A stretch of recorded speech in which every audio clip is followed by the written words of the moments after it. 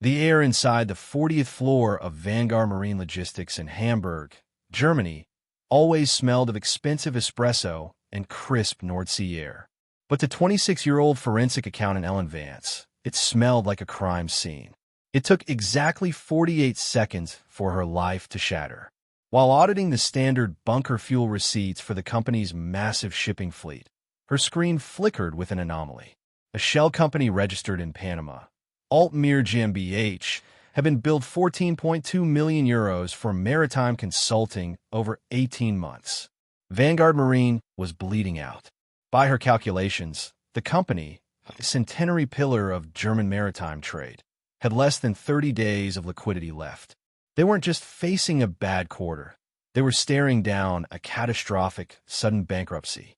And the digital signature authorizing every single transfer belonged to Chief Financial Officer Dieter Vance, her uncle. Ellen's blood turned to ice. She didn't even have time to close the ledger before her office door clicked shut. Dieter stood there, his tailored charcoal suit immaculate, his face devoid of the warm uncle she had known since childhood. "You always were too meticulous, Ellen," Dieter said, his voice dropping to a low, gravelly whisper. He didn't deny it. He didn't offer an excuse. Instead, he stepped closer, placing a sleek black smartphone on her desk. On the screen was a live, high-definition video feed. It showed Ellen's mother walking her dog in her quiet suburban neighborhood in Altena. A black sedan trailed her slowly, just a few meters behind. "Vanguard is going under, and I am secure in my future," Dieter said calmly. "If a single word of your little discovery leaves this room, the company will still collapse, but you will lose your career, your freedom via framed corporate espionage, and your family. Your mother is an old woman, Ellen. Sidewalks can be very slippery in the rain." He took the phone, patted her trembling shoulder, and left. "Consider this your early resignation notice. Keep quiet, and you survive the fallout." Terrified but driven by a stubborn sense of justice, Ellen knew she couldn't go to the local police. Dieter's influence in Hamburg's political circles ran deep. Instead, she took a massive gamble.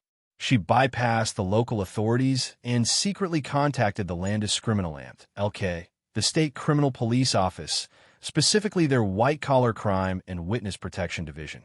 Meeting a specialized investigator named Commissar Lucas Weber in a dimly lit cafe near the Speicherstadt warehouse district, Ellen handed over an encrypted flash drive containing the mirrored financial records. "He threatened my family, Commissar," Ellen whispered, her hands shaking against her coffee mug. "If he knows I'm here, we're dead." Weber looked at the data, his expression hardening. "You're a whistleblower under federal jurisdiction now, Ellen. We are going to initiate an urgent, covert investigation. But to catch him before he moves the rest of the funds, you have to go back to work tomorrow. Act normal. Be the terrified niece he thinks he broke." For the next 10 days, Ellen lived a double life, suffocating under a blanket of pure paranoia.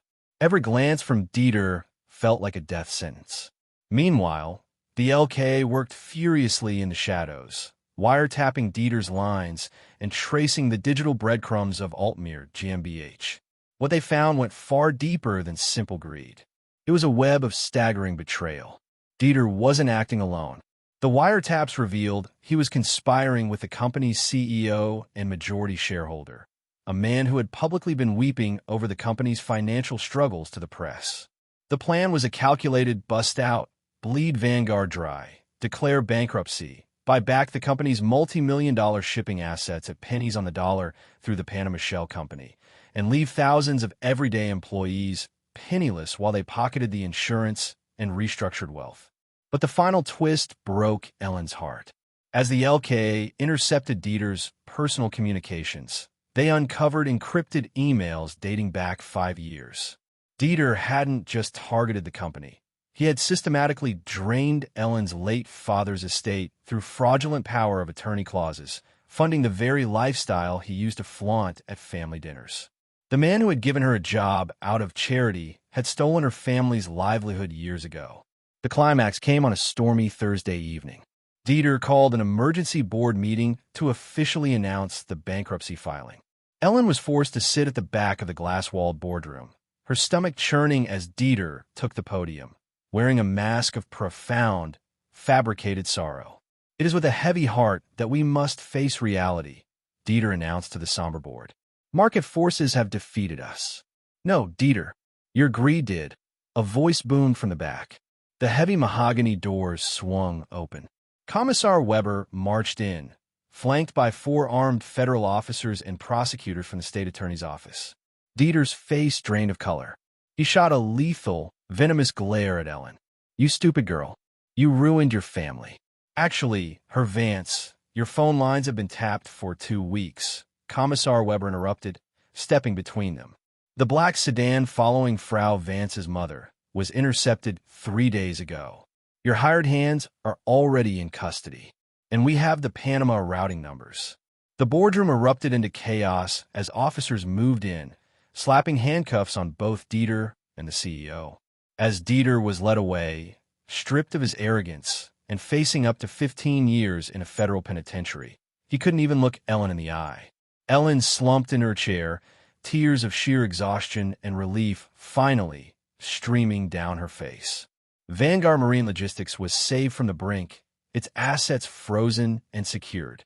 She had lost her career as a junior staffer in the wreckage, but as she walked out of the building into the clean Hamburg rain, she knew she had won back her life, her family, and her dignity. Enjoyed this story? Don't forget to like this video and subscribe to the channel so you never miss another thrilling true crime breakdown. Drop your thoughts in the comments below. If you found out a family member was stealing millions from your company, would you turn them in to the police or confront them privately first? Let's talk about it.